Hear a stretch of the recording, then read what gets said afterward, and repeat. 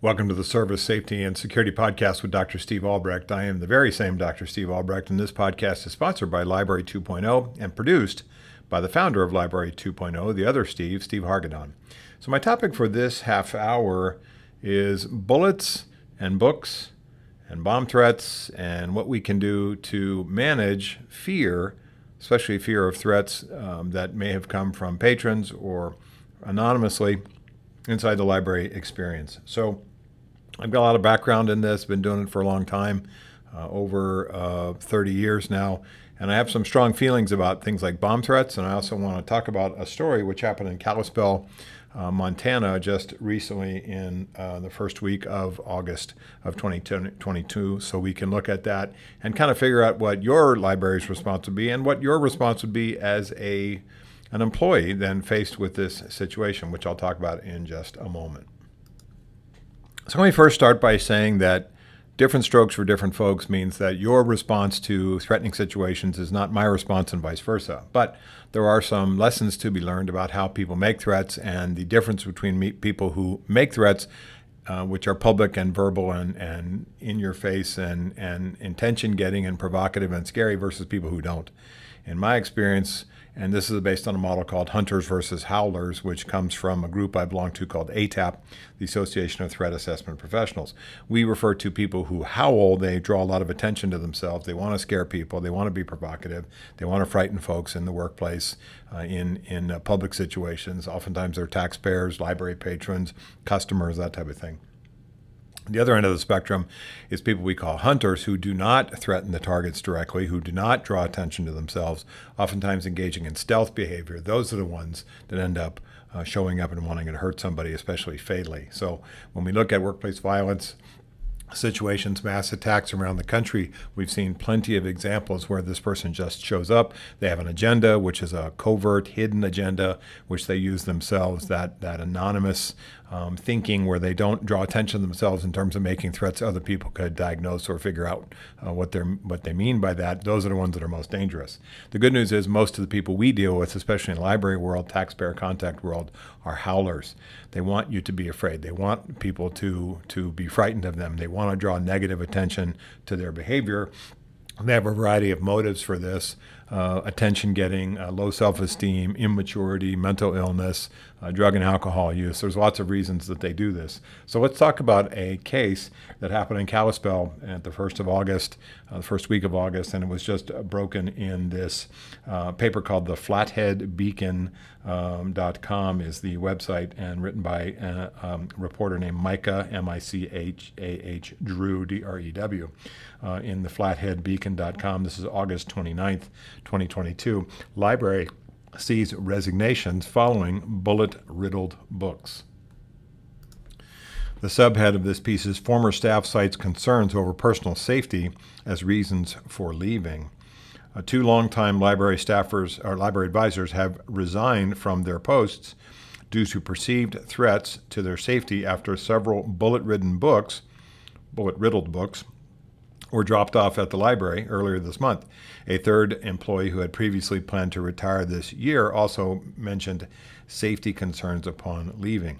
On August 3rd, library staff in Kalispell, Montana, found 5 books left in the overnight book drop that had appeared to have been shot with a firearm. All library branches closed for the day while law enforcement investigated. They determined it was an isolated incident and there was no threat to staff or to the public. 2 days later, 2 more books were found with bullets lodged in them. Library staff say that similar markings on the books indicated they were likely from the same person. While Director Ashley Cummins said law enforcement still did not feel there was any threat to the community, members of the library staff opted to leave their positions. She said, they said that they did not feel safe coming to work anymore. They signed up to be library workers. They didn't sign up for that, unquote. 2 additional staff members have expressed desires to resign as well, but Cummins said that so far that has not happened. Instead, the director is working to reassure the staff with new safety precautions, including the installation of security cameras around each library branch and new mandatory monthly safety trainings. She said, quote, I'm attempting to promote the positive interactions and aspects of our daily work. She told this to the Library Board of Trustees at their August 24th, 2022 meeting. I'm hoping to continue working to smooth things over in the community, she told the Beacon, Flathead Beacon, that then hopefully we won't have to deal with this anymore. While law enforcement, that's close quote, while law enforcement has found no connection between the shot books and recent aggressive rhetoric at board meetings by members of the public, the resignations highlight continued fallout for the library that can be traced back to trustee actions over the last year, including attempting to remove LGBTQ plus books from the library's collection. At the trustee meeting, the fiscal year budget showed a budget surplus of $122,137.27. The savings came entirely from salary line items due to resignations and unfilled vacancies over the last year. So that's the end of that article, which you can find online, flatheadbeacon.com. So let's talk about what this all means. And certainly, if I was a library employee and you and I were coming into work and we found books in the book drop that had bullet holes in them, that is not a subtle signal, is it? That's a pretty overt, in-your-face threat made symbolically. Now, a couple things. This is Kalispell, which I know a lot of folks who live in that part of the world. And it is a heavy-duty gun culture. So anytime you see a sign in Kalispell, a lot of other places, including where I am in Missouri as well, that says no hunting, you can guess that sign is shot full of holes. Sort of ironic, yes? So when we look at how people communicate by shooting bullets into books, it's a pretty intense message. It's a pretty serious threat. But what is the message that is given when the books are left on the book drop? Now, lots of ways we can look at it. One message is, you're next, and I'm going to come in and get you, and be afraid that this could happen to you. That's one extreme of the message. The other message, and that's probably why they closed the library and probably why the police were involved to investigate and figure out what was going on. That's a pretty intense message at one end of the spectrum. At the other end of the spectrum, you could look at it and say, here's this person being a jerk. And I say guy because it seems unlikely that this was a woman who's done this. This seems like male behavior, does it not? So when we look at this situation from this is an obnoxious idiot who's done this, that's another perspective as well. It doesn't mean we aren't concerned, but I would be more concerned if this person, of course, showed up at the library, let's say, with the books shot full of holes and threw them at a library staffer and said, you're next. That would certainly be a bold threat, would it not? So I'm always looking in these situations at the anonymity of the threat maker. And when we have anonymous threat makers, and we'll use somebody, and I'm assuming it's one person, perhaps it's two, with some alcohol and firearms involved, they shot up these books and put them in the book drop. I'm assuming that they don't want to be caught, that they don't want to be identified, they don't want to be recognized. And so that's why they did this. They didn't show up and throw these on the desk of the director and say, you're next, or come into the library and put them on the circulation desk and say, this is the message to the rest of you. They want anonymity. So in my world, in threat assessment, whenever people hide their identity, whether it's through hidden emails, which, they don't have their name on them, but just some, I hate your guts at yahoo.com, that's a more of a relief to me because it suggests they fear consequences for the behavior. So if somebody came into the library and said, I shot up these books and threw them at the library employees, or threatened the director, or burst into a city council or county board or library board meeting with these things, that would certainly be a higher risk threat, would it not? Sure. And we'd have a police response to that for sure. When we look at this situation, certainly the police should come and investigate. And the reason for the police investigation is to say, have we seen this behavior in our town in some other format, whether it's happened to something that was dropped off in front of the grocery store or left at a bank or something like that before? There are things that happen when it comes to threatening behavior where the person making the threats will have multiple targets. And it could be a school, it could be the employer of an ex-girlfriend, it could be the ex-girlfriend's house, it could be their ex-employer, it could be some public location like a courthouse, a city council building, a DA's office, something like that, where they would leave this sort of symbolic shot up documents, shot up books kind of a thing as a message. The fact that they are, again, anonymous gives us some sense of the lessening of the threat. Even though that sounds counterintuitive, these folks are worried about being caught. The person that's more in your face and says, yeah, I did it, what are you going to do, is the guy who scares me, not the person who does these things anonymously. Okay, so the police get involved and the police investigate because they want to say, do we see other examples of this before? And does anybody in the PD, patrol or investigations, have a sense of who this might be based on previous interactions with them as cops or as investigators? We're working on a case where this person mentioned the library. We're working on a case where this person mentioned government in general, and they said they might do the specific things, and then helps us narrow it down who it is. Now, I'm no expert on checking out books because I don't work in a library, but I'm assuming we might be able to figure out who checked out the books, and that's why it says in the piece that there's a sense that these things were done by the same person, maybe because of a message that they wrote or scrawled or put inside the book, or the fact that they were all checked out by the same person. So I don't think we have to be Sherlock Holmes to figure out who had the books last, unless they were stolen from the library and then someone shot them and put them back in the book drops. When we consider the impact on the staff with these situations, they certainly have every right to be afraid and every right to be concerned for their safety. How we manage that fear is critically important to keeping them feeling safe and empowered and knowing that we have some steps in place. And certainly this library director, Ms. Cummins, Cummins, she said we're going to put cameras into the library and also increase our number of trainings. That seems reasonable. I would put cameras by the book drops. That might be able to help things figure out when stuff was dropped off there when we look at everybody that came through from some span of time, right? I would also talk to staff as a larger group, and I've done this before in my work, to say, let's talk about this. Let's talk about your fears and concerns. Let's talk about what you think might happen, what you think this may be drawn from, what the motive for this might be, whether it's the retaliation for the LGBTQ issue that this library is dealing with, or some other reason. Let's talk about it as a staff. And also, the library leader's function is to reassure people that we're on it, that we've had a police conversation, that there's been a police investigation, that we have certain things that we're working on in terms of who might have done this. The police have some ideas and some leads and some follow-ups to do, and that we are committed to not letting somebody shut down our library because of this event. And we're committed to having a safe place for our patrons and for our staff. So if I was managing this library from this situation, I would have a group discussion, all hands on deck, all staff meeting to say, let's talk about what you think about what happened. Let's talk about who you think might be involved or might be responsible for this. Let's talk about what I'm willing to do or ready to do or have done as a library director to get some security improvements in place.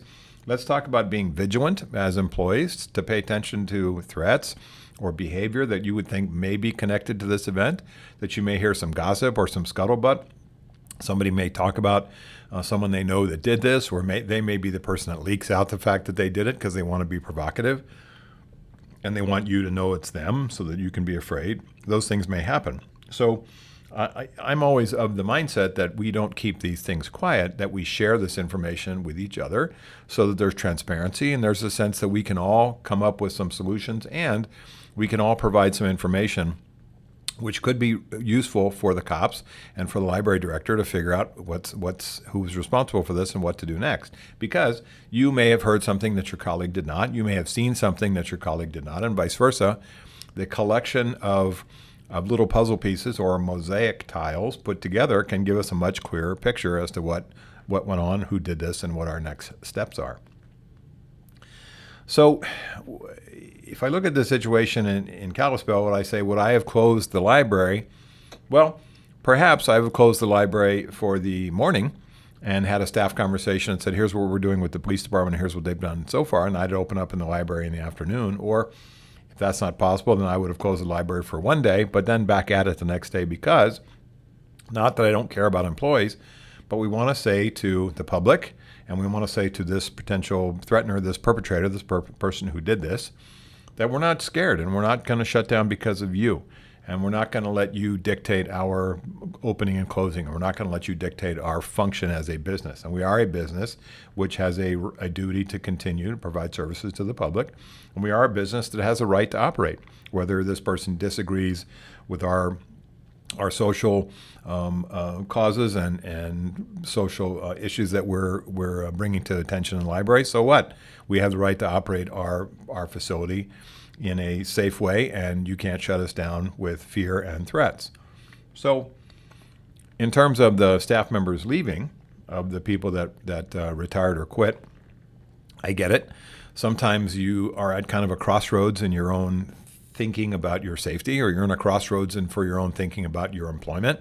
You say, I want to go do something else, or it's time for me to retire anyway, or I've never, felt comfortable working here. It was going to be a part-time job, and now I'm going to go get a full-time job later somewhere else, that kind of a thing. I get it. I also get the fact that people are fearful these days in the culture that we live in, especially driven by the news media, that everything's supposed to be out there killing us, whether it's corona or terrorism or evil hornets or whatever it is that's coming from some other place or some other part of the world or some part of the United States that's supposed to do us harm. The media loves to talk about these, and you can imagine the news media on this story in Kalispell knocked each other over to get there to cover the events and to talk about what happened, because they like to make people feel afraid. I don't suggest having your head in the sand, and I don't like to suggest having your head in the sand as an appropriate response to anything in the life. But I often talk in this discussion, this podcast, and in Library 2.0 trainings about vigilance and paying attention to those situations where you should be concerned, and paying attention to those behaviors and patrons where there are threats, verbal or anonymous or by email or by phone, or we know who this person is or we do not. Those are things we need to investigate and figure out what the motive is, what the rationalization is for their behavior, why they're doing it, who they are, etc.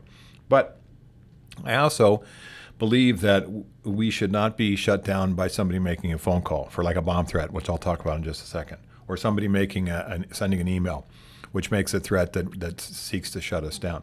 Because when we do that, when we shut down our facilities, the message that they get is, I can shut you down anytime I want with a stroke of keystrokes, or by picking up my phone, or by using some sort of phone service, which makes my phone number anonymous and you won't know who's doing it. I mean, there's lots of ways these creeps can engage in these behaviors, and we've seen this with stalking cases as a perfect example. So don't confuse my desire to get back to normal with my desire to put employees at risk. It's not how it goes. I want employees to work safely. I want patrons to work safely. But I also want to say that we are not going to be shut down by idiots with cell phones or idiots with shotguns that shoot up our books or anything like that. I also want to put threats into perspective, and that's why I told you about the model hunters versus howlers. Most of the people we deal with, especially in library service, are howlers. Most of the people you deal with that are really the most challenging, threatening patrons have that howler modality, which is they're frustrated, they're angry, they want you to know about it. They have a sense that if they bully you or they bully the organization, they can get something that they want for free, or they can get some thing that they want that helps their life.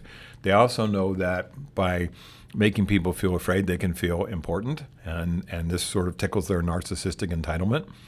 I also know that when we step up and say, we're not going to allow these types of people to frighten our employees, there's consequences for people who threaten our folks face to face. There's consequences if you try to do it anonymously, especially if we can figure out with help from the cops as to who it is. There's going to be consequences for that, but we're not going to let you shut us down. Let's switch topics for a second and go to something similar, which is bomb threats. So if you look at the concept of bomb threats and you Google Steve Albrecht and bomb threats, which is a weird combination of 4 letters, Steve Albrecht and bomb threats, 4 words, you can get a pretty good sense that I do not believe, if you look at all the stories where I have been interviewed around the country, and there's quite a lot of them, there's 2 subjects I'm known for besides workplace violence and library security. It's road rage is one, and bomb threats is the other. I'm often interviewed, and I just did a half-hour radio show in Canada this week about road rage. So when I look at my response to bomb threats, people think that I don't care about folks. And I have had arguments with fire chiefs and police chiefs and sheriff's deputies and scene commanders about whether or not we should evacuate a facility.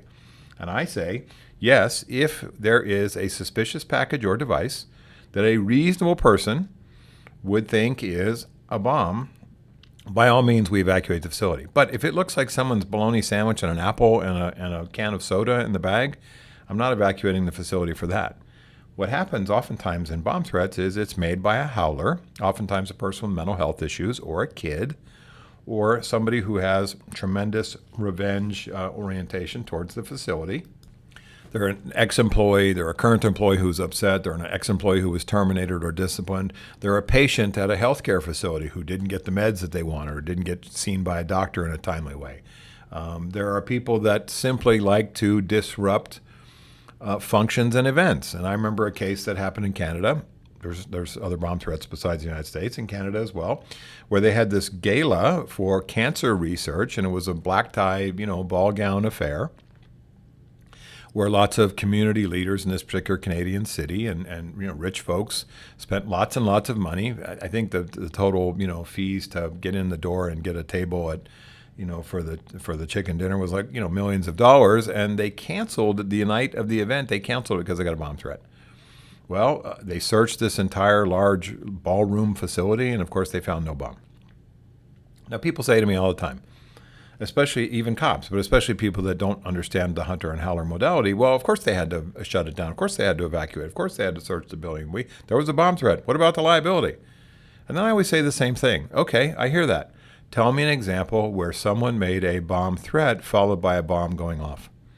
Tell me an example where somebody in our world, especially recently, let's say the last 50 years, somebody made a bomb threat to a facility over the phone, via email, over an anonymous note, by telling somebody, in a phone or in some kind of situation like that there was a bomb in the building, and then some span of time later, the bomb went off and killed a bunch of people. It has not happened. The last bomb threat we had on an American flight, an airline flight in the United States, happened, I think, in like 1963 or 1964. Continental Airlines flight over, I think, Iowa was blown up by some guy who got on board with a bomb. Think of all the things you have to go through to get through security these days in the United States and other countries, whatever their version of TSA is to get on an airplane. You're taking off your shoes and your belt, and you can't bring fluids through, and number of ounces of cold cream and all this type of stuff is being carefully scrutinized. We have not had a bomb on a commercial airliner in this country since the 60s. Now, we've had them in other countries.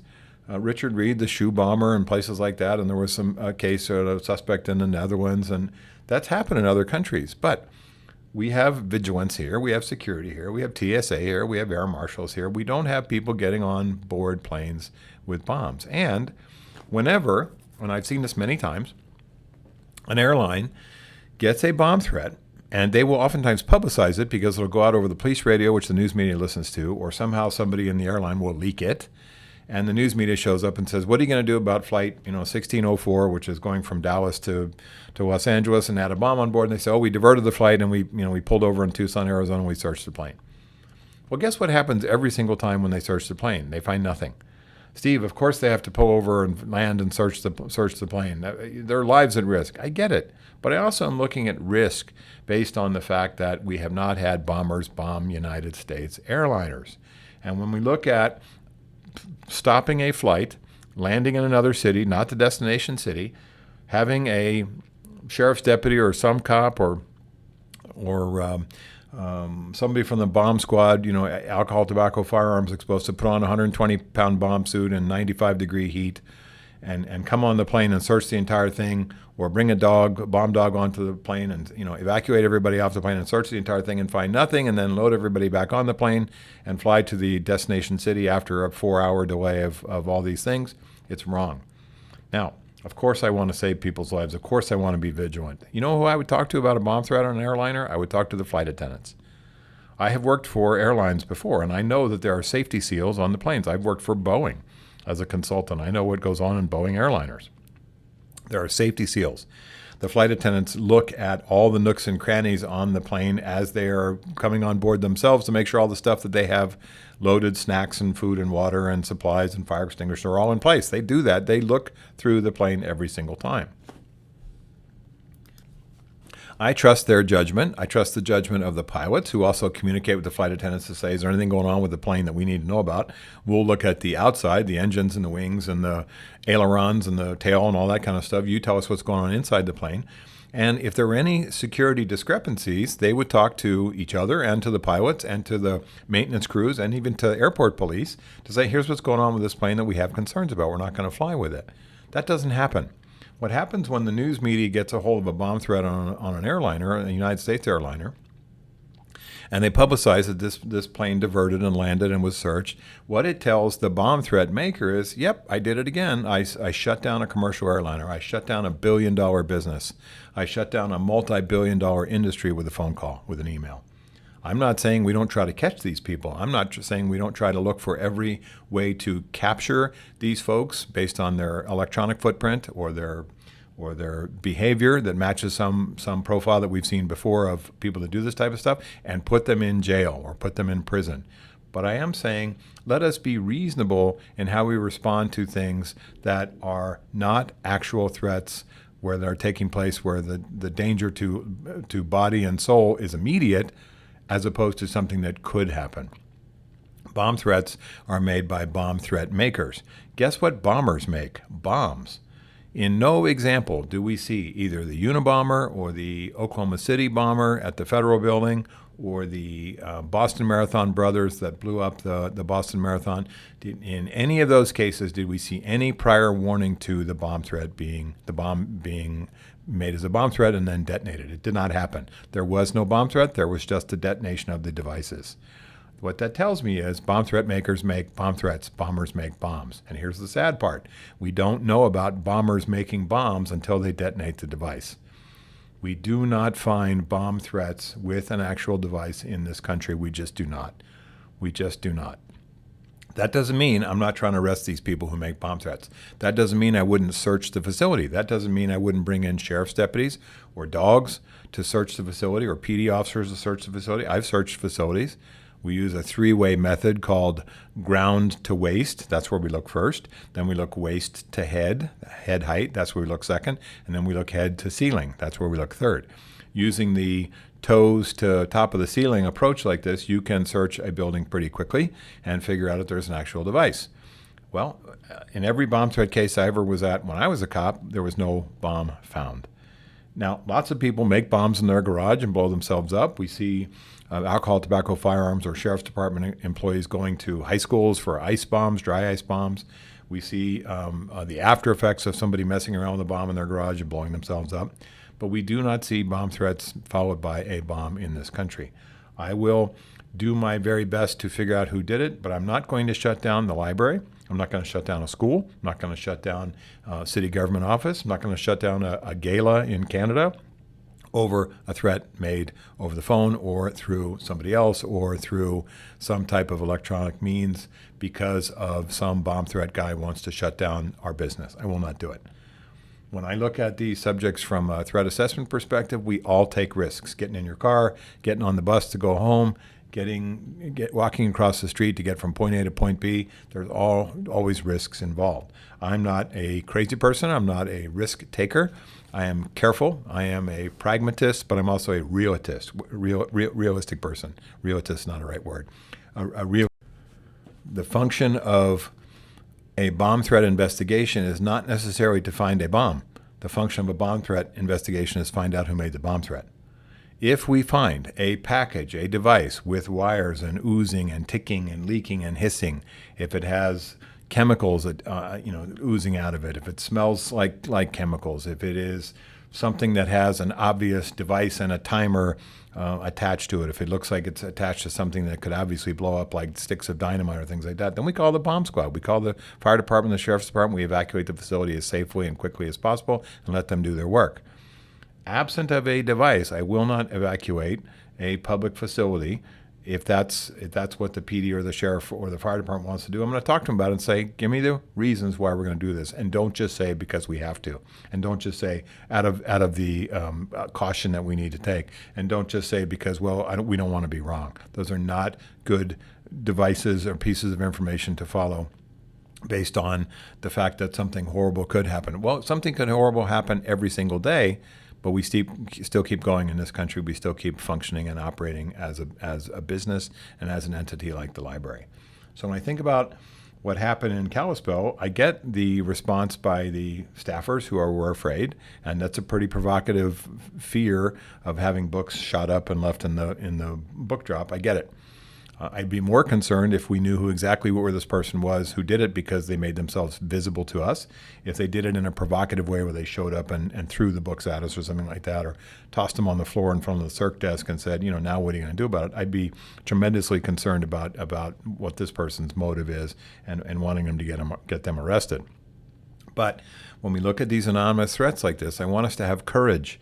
I want us to have the type of courage where we look and say, we take risks all the time in our world. We're going to take measured risks by looking at the totality of this threat and saying, what's the likelihood? And the likelihood of a workplace violence incident involving the person coming into the Kalispell library and shooting it up, we hope is quite low. We look at the example of somebody making a bomb threat to disrupt an event or a facility or a government building as being quite low, that they won't carry out those threats. And they do it to be provocative, which is howler behavior. And I hope that makes sense to you. Think about our conversation here in kind of a counterintuitive way. If you see these things in a counterintuitive way, they make a little bit more sense because we don't fall into that trap of fear where we let somebody with a cell phone or an email account and a keyboard shut our library down. So thanks for listening. My thanks to, as always, the producer of the Library Service Safety and Security Podcast, Steve Hargadon, the founder of Library 2.0. For more information, visit the Library 2.0 website at, not surprisingly, library20.com. Until next time, I'm Dr. Steve Albrecht. Thanks for listening to the Library Service Safety and Security Podcast.